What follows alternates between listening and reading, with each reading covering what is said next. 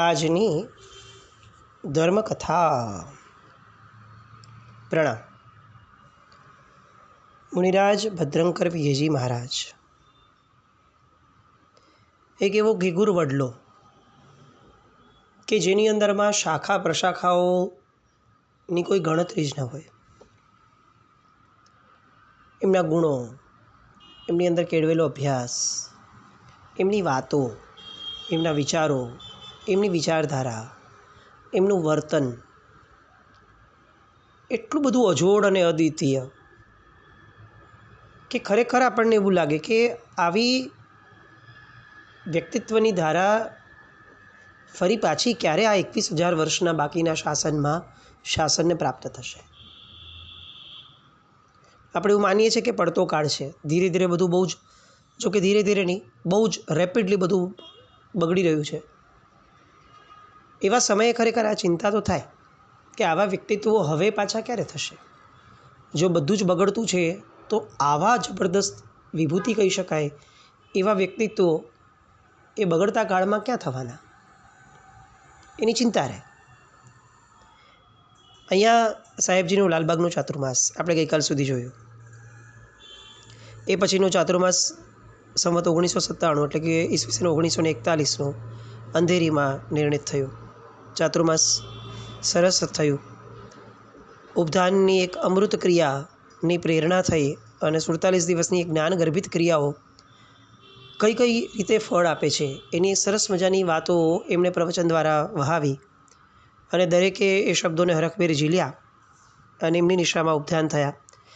300 જેટલા આરાધકો જોડાયા. કારણ કે એ સમયે આ સંખ્યાબળ થવું અત્યારે તો આપણને બહુ સામાન્ય લાગે, પણ આ એ સમય હતો કે જ્યારે આરાધનાઓમાં આવી રીતે જોડાવામાં શ્રાવક શ્રાવિકાઓ થોડા વધારે રિલક્ટન્ટ રહેતા. અત્યારની જેમ બહુ જ અનુષ્ઠાનપ્રિય વિશ્વ ન હતું ત્યારે.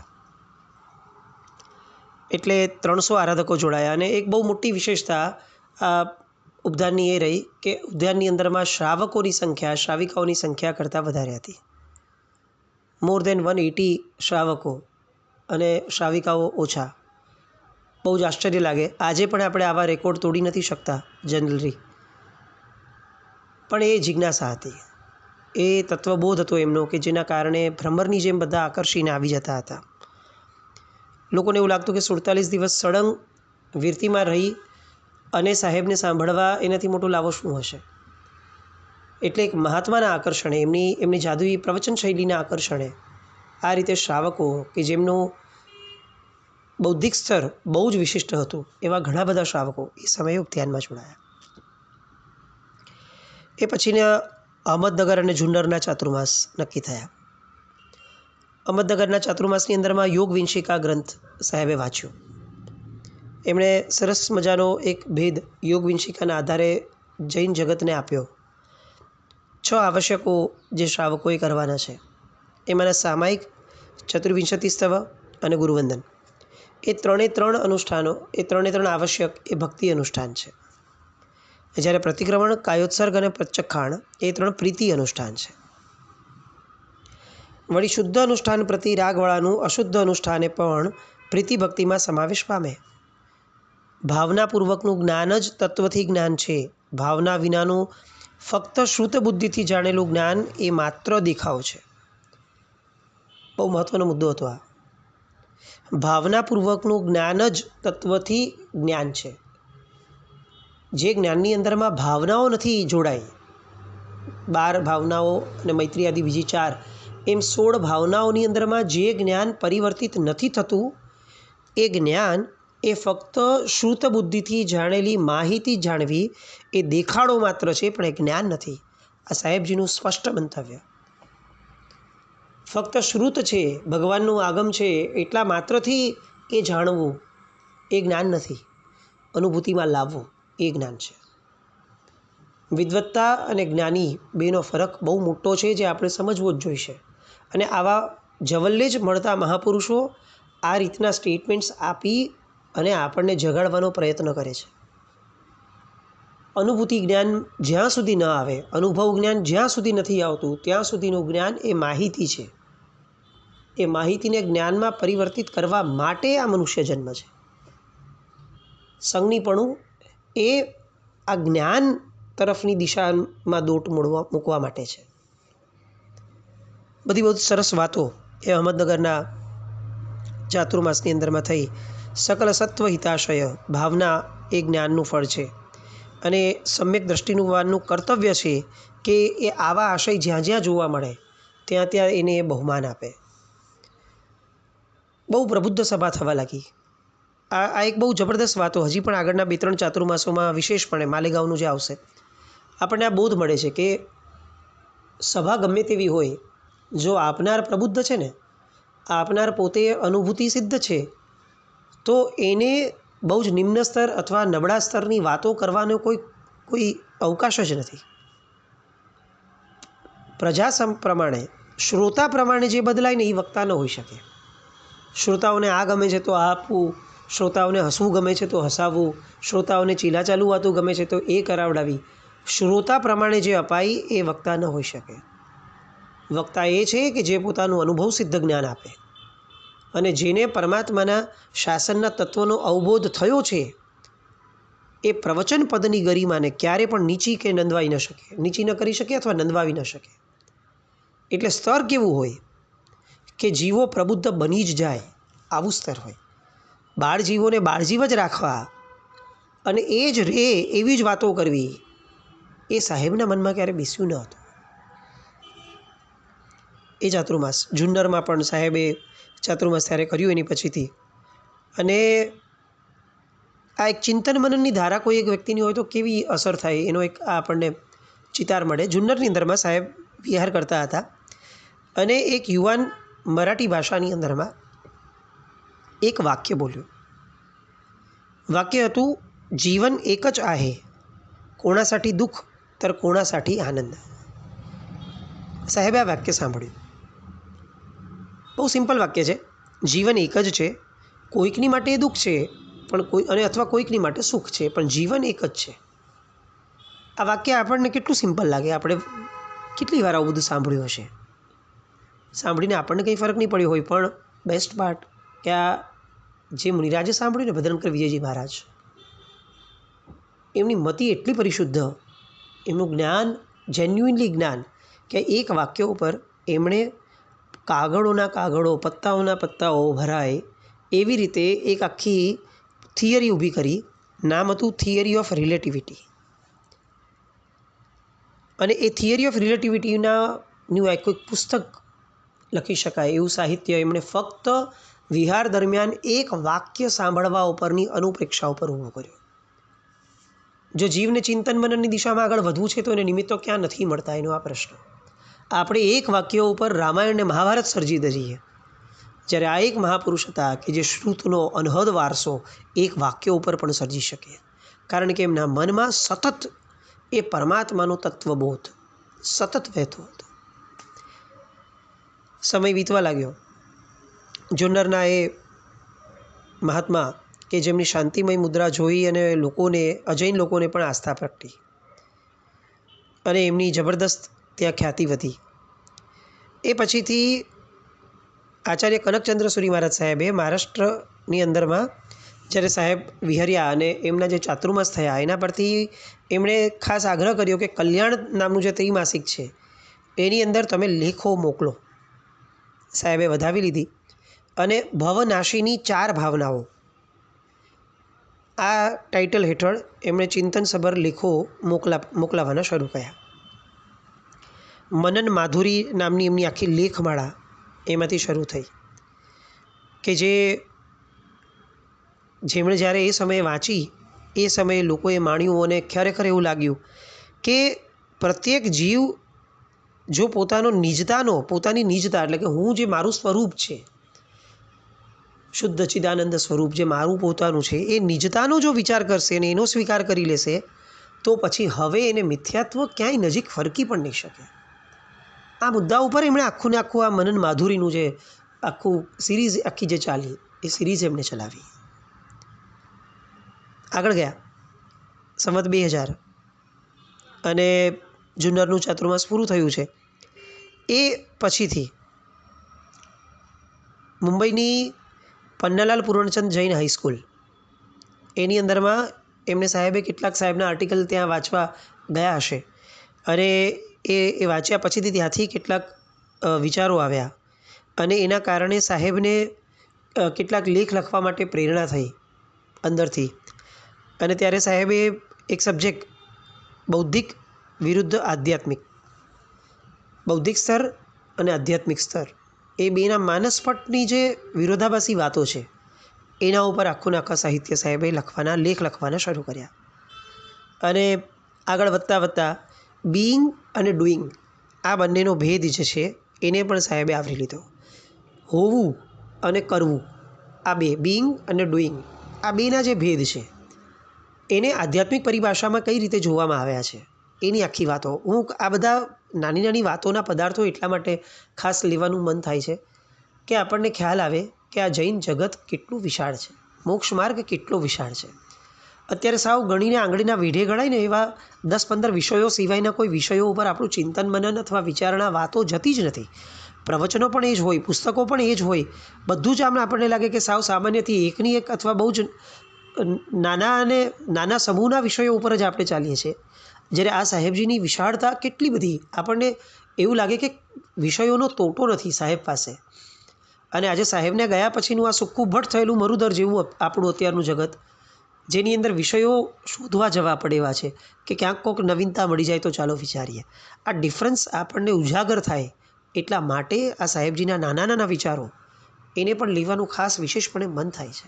એ કેવડો મોટો દરિયો હતો, અખંડ અને અગાધ કહી શકાય એવો સમુદ્ર હતો કે જેમાંથી વિષયો નીકળે રાખતા હતા. એ 12 ભાવનાઓ અને મૈત્રી આદિ 4 ભાવનાઓ, આ 16 ભાવનાઓ ઉપર સાહેબ આખું ને આખું જીવન એટલું જબરદસ્ત રીતે ચિંતન મનનમાં પસાર કરીને ગયા કે આપણને એમ લાગે કે જગતનો નાનામાં નાનો પ્રસંગ એ પણ કેટલો મોટો વિચારોનો વિસ્ફોટ લઈને આપણી સામે આવે છે. સાહેબ ત્યાં યશોદેવ સુરીશ્વરજી મહારાજા, ત્રિલોચન સુરી મહારાજ સાહેબ, એ બધા મહાત્માઓ કે જે મહારાષ્ટ્રની અંદરમાં પ્રખર પોતે વર્ચસ્વ ધરાવતા હતા, એમનો આગ્રહ સાહેબ માટે વિશેષ આવ્યો કે તમે માલેગાંવ ચાતુર્માસ કરવા જાઓ. માલેગાંવ ચાતુર્માસ કરાવવાનો આગ્રહ એટલા માટે, પછી તો જીવતલાલ પ્રતાપસિંહ શેઠનો પણ બહુ આગ્રહ આવ્યો અને ત્યાં ચાતુર્માસ નક્કી થયું. પણ માલેગાંવનો આગ્રહ એટલા માટે હતો કે એ સમયની પરિસ્થિતિના કારણે માલેગાંવના સંઘજનો અને મેઇનલી યુવાનો આ બધા માર્ગ ભૂલી અને આડે રસ્તે ચડી ગયેલા. મિથ્યાભિમાન સાથે ભૌતિક સુખમાં ડૂબી અને મિથ્યા વર્તન કરવું, ધર્મગુરુઓ માટે જેમ તેમ બોલવું, પ્રગતિવાદી સુધારક કેવડાવી પોતે નાસ્તિક છે એ નાસ્તિક હોવાનો ગર્વ ઊભો કરવો, આ બધા દ્રશ્યો માલેગાંવમાં રોજના થઈ ગયા હતા. કયો સાધુ ક્યાં જાય? એટલે જેને પોતાની પ્રતિભાને વેરણ છેરણ કરવી હોય ત્યાં જાય, કારણ કે આખું મોરલી તૂટી પડાય એવું એક આખું આ વાતાવરણ.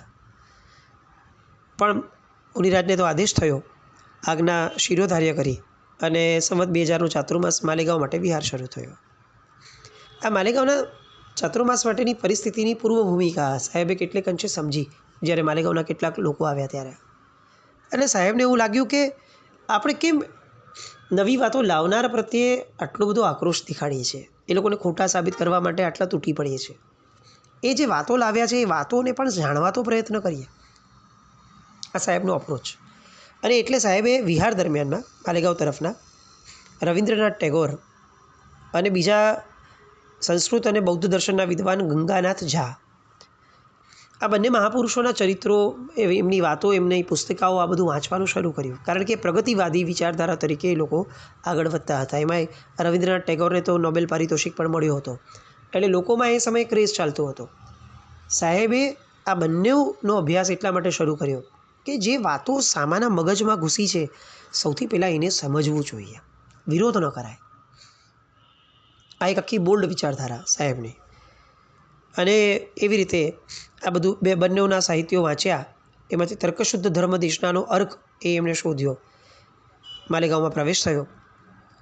લોકો તો આ આજાન બાહુ દેહ યષ્ટિ, ગોરો વર્ણ, તેજથી તગદગતી આંખો, સૌમ્ય વદન, આ બધું જોઈ અને વંદન કરીને એકદમ હતપ્રભ થઈ ગયા. સંઘમાં બધે જ એક વાત પ્રસરવા લાગી કે કોઈ જ્ઞાની, ધ્યાની અને ત્યાગી તપસ્વી મુનિરાજ પધાર્યા છે, જેમના દર્શન માત્રથી ભાવમાં વૃદ્ધિ થઈ જાય છે. એટલે ઉપદેશથી તો કેવું પરિવર્તન આવશે, એક ઇંતજારી ઊભી થવા લાગી લોકોની અંદરમાં. જેવો ઉપાશ્રયમાં પ્રવેશ થયો તો ખ્યાલ આવ્યો કે ઉપાશ્રય તો સાવ સાંકડો, એટલે ગણીને 4 મહાત્માઓ પણ રહી શકે સુખેથી, એટલી પણ જગ્યા નહીં. પણ છતાં પણ સ્નેહથી વસવાટ કરવાનો શરૂ થયો. મૈત્રી ભાવ એ ઉપદેશની વસ્તુ છે, એના કરતાં સૌથી વધારે અનુભવની વસ્તુ છે. અને આમાં આ બાબતોને સમજાવવા ભદ્રંકર વિજયજી મહારાજ સાહેબથી સારું દ્રષ્ટાંત શું હોઈ શકે, જેમણે મૈત્રી ભાવને એક એક ક્ષણ સેવ્યો છે. વ્યાખ્યાનો પ્રતિક્રમણો વગેરે શરૂ થયા, સ્નેહથી વસવાટ શરૂ થયો હતો, એટલે એક પણ અગવડતાનો હરફ પણ એમના મુખમાંથી ક્યારેય નીકળ્યો નહીં. શરૂઆતના દિવસોમાં ખ્યાલ આવે કે લોકો પ્રવચનમાં સાંભળવા નથી આવતા, ચકાસવા આવે છે કે આ મુનિરાજ કેવું પ્રવચન આપે છે, ચાલો જોઈએ.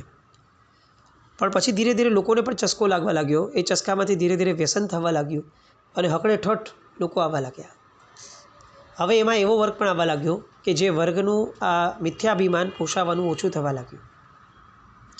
એટલે વ્યાખ્યાન દોડાવવાનો પ્રયત્ન થાય, વારંવાર પ્રશ્નોત્તરી થાય, કેટલાક વાક્યો બોલાય એની પાછળ ધડધડ પ્રશ્નો ચાલુ થાય, કેટલાક પ્રશ્નો એવા કે જેનું કોઈ રેફરન્સ બી ન હોય, કેટલાક પ્રશ્નો એવા કે જેની ભાષા થોડી ઉદ્ધત બી હોય. સંઘના આગેવાનો થોડા ફ્રસ્ટ્રેટિવ થતા ગયા, રોજ આવું કંઈક ને કંઈક થવા લાગ્યું, વિખવાદ થાય, કેટલેક અંશે બોલાચાલી થાય લોકોમાં, વાતાવરણ રોજ તંગદિલ થતું જાય એવા પ્રયત્નો લોકોના થવા લાગ્યા.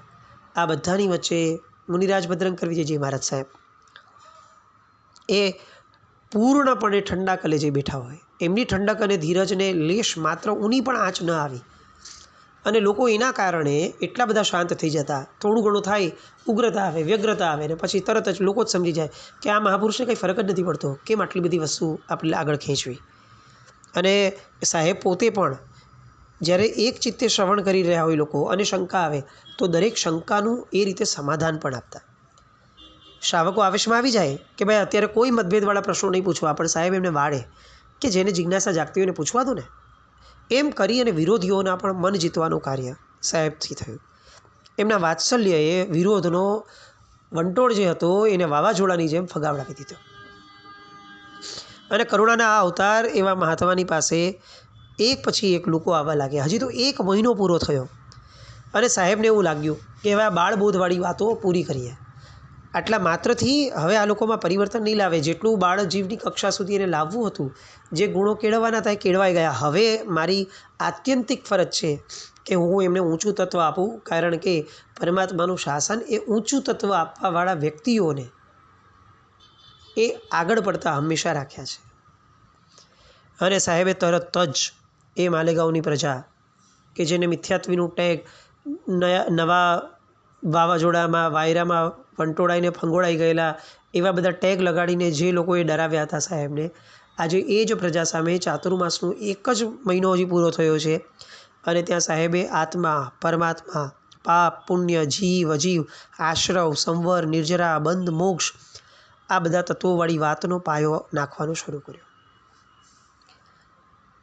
અને આવા નિસ્પૃહી અને નિરઅભિમાની મહાત્મા એ જ્યારે આવા લોકોને આવા તત્વો આપે ત્યારે લોકોના મલિન આત્માઓ એનો જાણે અભિષેક થતો હોય એવી રીતે શુદ્ધ થવા લાગ્યા. મુનિરાજના આચાર વિચાર, એમના દેશના એનાથી એટલો બધો આ સંઘ અભિભૂત થયો કે ચાતુર્માસ પૂર્ણ થાય એ પહેલાં જ લોકોએ માલેગાંવથી માંડવગઢનો છરીપાલિત સંઘ કાઢવો એવું નક્કી થયું. અને કારતક પૂનમના દિવસે ચાતુર્માસ પરિવર્તન પછી શુભ મુહૂર્તે સેંકડો સાધર્મિકો સાથે છરીપાલિત સંઘ નીકળ્યો. આ ચાતુર્માસના ફળશ્રુતિ રૂપે શ્રી કાંતિલાલ વીરચંદ વકીલ કે જેઓ દીક્ષા લીધી એમની પાસે અમલનેરમાં અને પછી બન્યા મુનિશ્રી કર્મજીત વિજયજી મહારાજ સાહેબના શિષ્ય તરીકે, આ બાજુ છરીપાલિત સંઘ નીકળવાનો શરૂ થયો. એક બાજુ નર્મદા મૈયાના નીર સમો એક પાણીનો પ્રવાહ નીકળે છે, 20 દિવસનો એ સંઘ હતો. અને બીજી બાજુ રોજ 10-10 માઇલ ચાલ્યા પછી પણ ભાવિકો વ્યાખ્યાન મંડપમાં જવા માટે પડાપડી કરે, 10-10 માઇલ ચાલે અને પછી પણ એમ થાય કે આપણે તો અહીંયા જવું, આ વ્યાખ્યાનમાં આગળ બેસવું છે અને થાક વિના બધા આગળ વધતા. બહુ રેયરલી આપણને કદાચ આવું સાંભળવા મળતું હશે, પણ એવું થયું કે આ છરીપાલિત સંઘના પ્રવચનનો વિષય રાખ્યો હતો સાહેબે સમકિત શુદ્ધિ. છરીપાલિત સંઘમાં કોણ આવા વિષય રાખે, આવું આપણને સહજ વિચાર આવશે. પણ આ ભદ્રંકર વિજયજી મહારાજ સાહેબ એમની ભદ્ર વાણીથી લોકોને એટલા બધા બૌદ્ધિક સ્તર ઉપરથી શુદ્ધ બનાવવા માંગતા હતા કે એક જાણે નિયતિ નિર્માણ થતી ગઈ કે આમની પાસે આવશો એટલે ભાઈ તત્વ જ મળશે. એટલે કોઈ એવી નાનકડી મોટી ચેષ્ટાઓવાળી વાતો અને એ બધું અહીંયા શક્ય જ નથી. આવું જ એમનું ઓરા સર્કલ થઈ ગયું હતું નિર્માણ. અને આપણને એમ લાગે કે છરીપાલી સંઘમાં આવડો થાક, આટલી આ એમાં આવી સંકિત શુદ્ધિની વાતો કોણ સાંભળતું હશે? પણ લોકો 10-10 માઇલનો વિહાર કરી અને થાક્યા હોવા છતાં પણ એકદમ ટટ્ટાર બેસી અને સાહેબની એક એક વાતોને સાંભળતા એટલું નહીં, આ એક એક સંકિત શુદ્ધિની વાતો સાંભળતા એમના હૃદયમાંનો જે મિથ્યાત્વ હતો એ ધીરે ધીરે એમને અલવિદા કહેવા લાગ્યો. અને આર્થિક સદ્ધર હોય કે સાધારણ હોય, દરેકે દરેક વ્યક્તિની અંદરમાં આ જે એમની ચાતુર્માસ પછીની છાલક કહી શકાય, એ છાલકના કારણે હવે દરેકના હૃદયમાં જે મલિનતા હતી, છેલ્લે રહી બચેલી કુચેલી, એ પણ ઓસરી ગઈ. જે સુધારાવાદી લોકો હતા કે જે લોકો એમ વિચારતા હતા કે ચોમાસામાં આપણે કંઈ ન કરી શક્યા તો આ સંઘની અંદરમાં આપણે સાહેબને નીચા જોડું કરાવશું, એમની દરેક વાતનો યુક્તિસભર એવો જવાબ આપતા ગયા કે માંડવગઢ સંઘ પહોંચે એ પહેલાં એમણે પોતાની ખોટી માન્યતાઓની તિલાંજલિ આપી જાહેરમાં દરેકે દરેક વ્યક્તિઓની સામે એમણે મિથ્યામતી માટે માફી માંગી અને આખો પોતાનો અનુભવ ગયો કે એમની મતિ કઈ રીતે ફરી. અને આ ભદ્રંકર વિજયજી મહારાજ સાહેબે જે સર્જ્યું એ ચમત્કારથી ઓછું કંઈ જ ન હતું. એવી બધી વાતો માંડવગઢના તીર્થપતિ સુપાર્શ્વનાથ ભગવાનને ભેટ્યા એ દિવસે એ સભામાં થઈ. બધા પાછા ફરે છે અને માલેગાંવ એ ધર્મનગરી બની ગઈ. આવી અનેક બીજી વાતો. હજી તો માલેગાંવથી વિહાર થાય છે અને રસ્તામાં જે કેટલીક જગ્યાઓએ શાબ્દિક પ્રહાર આવતા હતા એની જગ્યાએ હવે લાકડીઓના પ્રહાર આવે છે સાહેબ પર. અને એ સમયે એમની મનસ્થિતિ શું છે એ જો આવતીકાલે મળીએ. જેના કંઈ પણ બોલાયું હોય તો મિચ્છામિ દુક્કડમ જૈનમ જયતિ શાસન.